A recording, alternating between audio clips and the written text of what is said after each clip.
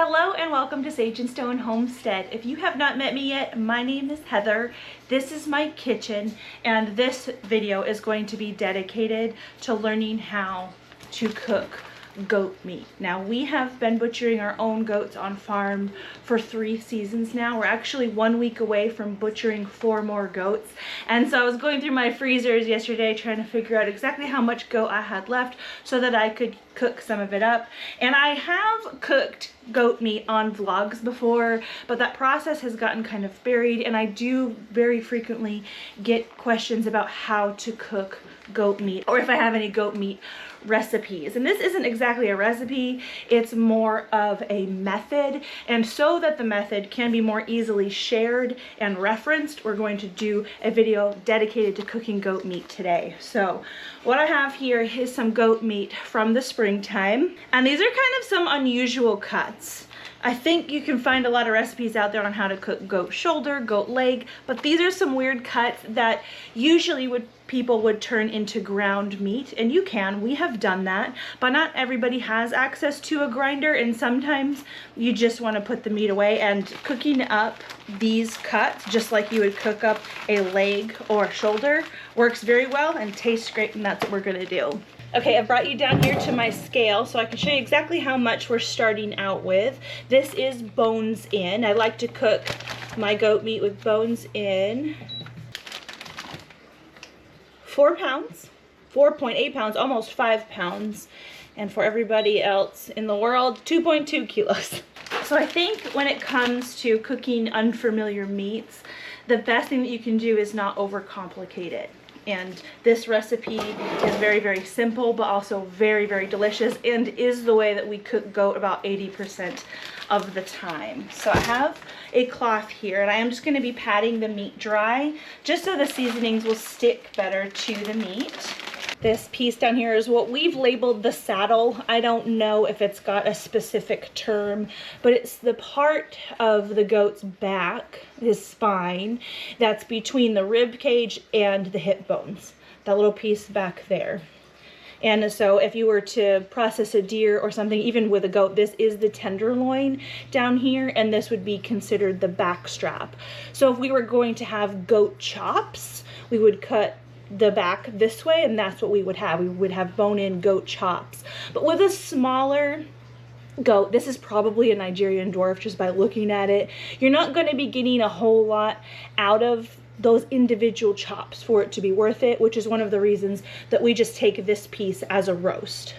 And as you can see, we didn't take off any of, this may be considered silver skin, I'm not quite sure, but we leave that on. That does cook down really nicely and doesn't get tough. That's one of the issues that we had, not really issues, but it's one of the hang-ups that we had when we first started processing our own meat, was trying to get everything super, super clean because we were worried about different parts being tough. I'm here to tell you that at least with goat, you really don't have to worry about this at all. So as far as seasonings go, you can go very simple. Goat is a very flavorful, delicious meat that is a lot like if you mixed pork with beef. It's got a very nice melty fat, so you don't have to worry about trimming off a lot of the fat like you might with a deer. It's very succulent and juicy. Like I said, it's a lot like pulled pork, a combination between pulled pork and roast when all is said and done. And so I've gotten into the habit of doing some very minimal seasoning. I have this farm desk seasoning. I've used this a lot on my channel before. This is like an all-purpose seasoning. There's no kind of junk in it or anything. And I'm just going to season both sides liberally. And stick it in my roasting pan over here. There is a grate on the bottom of this pan. So as far as trimmings with the neck, there is this big long tendon. It's on the back of the neck. So the goat's neck would have been like this, with the head like this way. This, you can see it right here, it's white. This is called the paddywhack. And this is not going to cook up super nice. You could remove it before cooking, but it's also very easy to remove after cooking. So I tend to leave it just because it's a lot less fussy to deal with it after it's already been cooked. Same as the other piece, lots of seasoning. As you can see, my pan does have a grate in the bottom of it. This is just going to elevate the meat up off of the bottom so that it doesn't stick. I have never cooked goat on the bottom of any pan. I imagine you could. I imagine because of how nice the fat is on goat that the sticking would be pretty minimal. At least not bad enough to where it wasn't worth cooking still if you didn't have a pan like this. I will say you do want to add some kind of broth to the bottom of the pan. Not a lot, a cup and a half, depending on the size of the pan, will do. And that's going to help prevent sticking as well. And it's going to sort of help contribute to a steaming of the meat while it's in the oven. I just looked in my fridge and this is the leftover broth that I have. It's, you know, 6 ounces maybe worth of broth. I'm going to declare that fine for this. And it's also super gelatinous, which is also fine. Look at that. I imagine that that came from one of our cans of canned rabbit. Now I have my oven preheated to 400. My kitchen's a mess because this is going to take a while to cook and I didn't want to clean the kitchen first. I could clean the kitchen while this is cooking. So oven preheated to 400 degrees and we're going to cover this tightly with foil. If you had a Dutch oven big enough to hold the goat that had an oven proof lid, you could totally use that.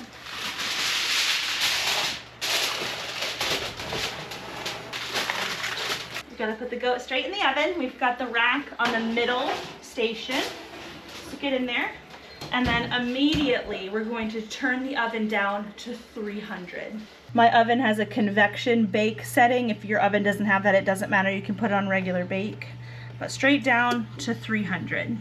So you probably noticed the time this morning. It's 9:50 in the morning. This goat is going to cook all day. Low and slow is the best way to cook goat, especially if you've got an older animal that the meat might be a little bit tough. This is going to provide a really tender meat, essentially no matter how old the animal is. Now I've never eaten a real old animal, but we have cooked 3-year-old goat this way, and the 3-year-old goat tastes just like the 10-month-old goat when it is cooked low and slow. So we're just gonna leave it as it is. We don't have to touch it. We don't have to remove the foil, nothing. 4 to 6 hours. I like to go a little bit longer if I can. It just falls off the bone that much more freely and is that much more tender. If you want to check it around the 4-hour mark to make sure that it's releasing enough juices and that it isn't kind of boiling dry in there, that would be good. We don't want like the drippings to dry up and get burned on the bottom of the pan. We are going to be using those later, so that's an option. If you want to peek at it, you totally can and add more water or broth to the bottom if necessary.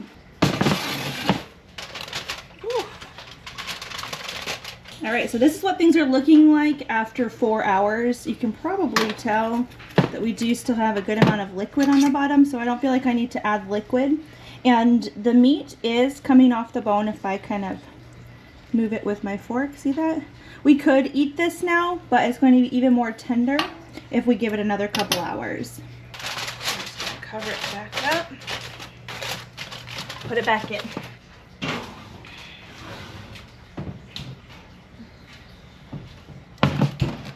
All right, so it's been actually a little over 6 hours at this point, and the goat is definitely done. It was done 4 hours ago, but it's done a little bit more cooking down and kind of caramelizing of flavors. I am not sure how well it's going to come up on camera, but I'm pretty sure you can tell the difference in color. The meat's a little bit darker, and we did lose some of our broth that's in there. A lot of this really has cooked on, but this is going to be fine. We can recover that. What I'm going to do with the meat right now is carefully, this might fall apart. Ooh, yep. Move it over to a plate. There, that wasn't too bad. Just like that, I'm going to put it up here, get it out of the way. Take out the grate. Underneath the pan here, I actually have a larger burner. I was going to use this pot to make my gravy, but I'm gonna need to kind of unstick what's stuck to the bottom of this pan. So I'm gonna use this pan to make the gravy, which I do actually kind of often, because this looks like this at this point sort of often.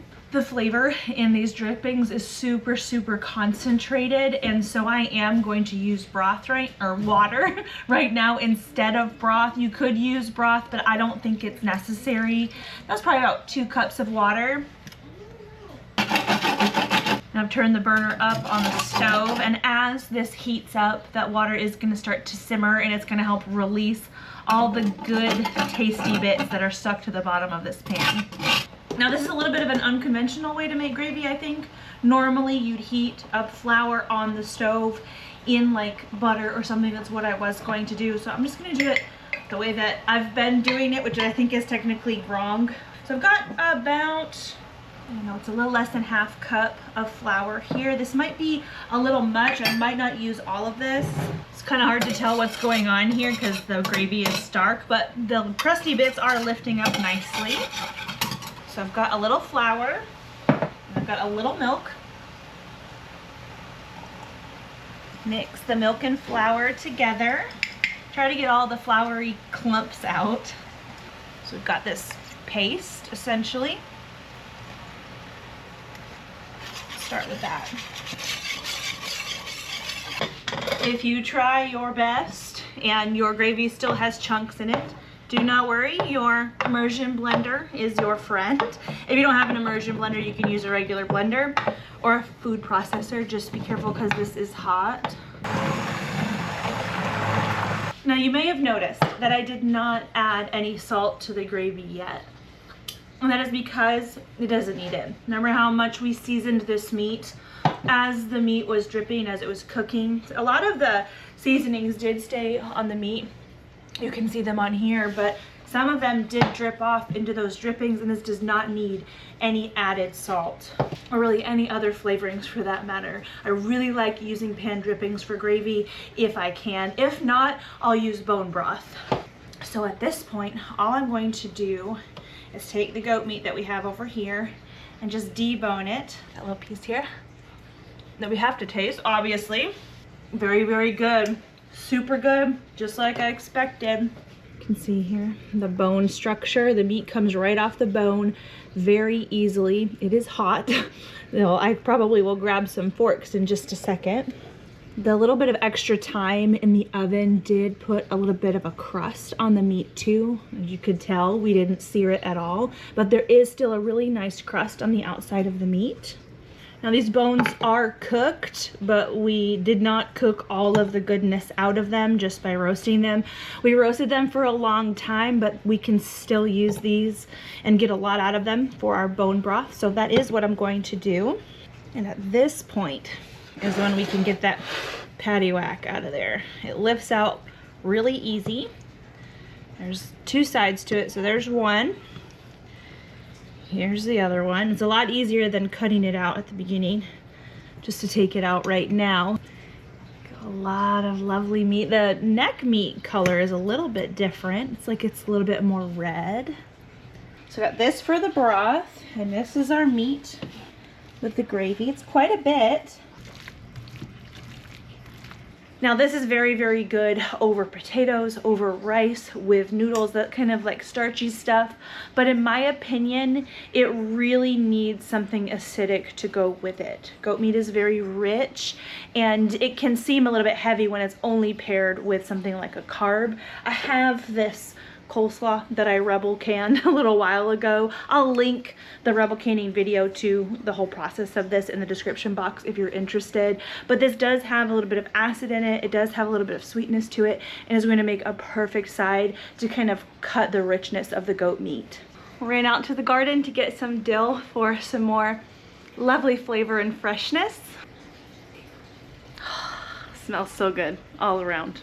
Goat meat is really easy to cook. It's very intimidating because this is not something that we Americans are used to seeing on the grocery store shelves or even in most restaurants. You could probably find it in some ethnic grocery stores and ethnic restaurants, but it's not very common at all. And it is actually very simple to cook and a very delicious meat. So if you get a chance to try it, please let me know. Or if you already love goat meat, leave some encouragements for other people down in the comments. I'll see you down there.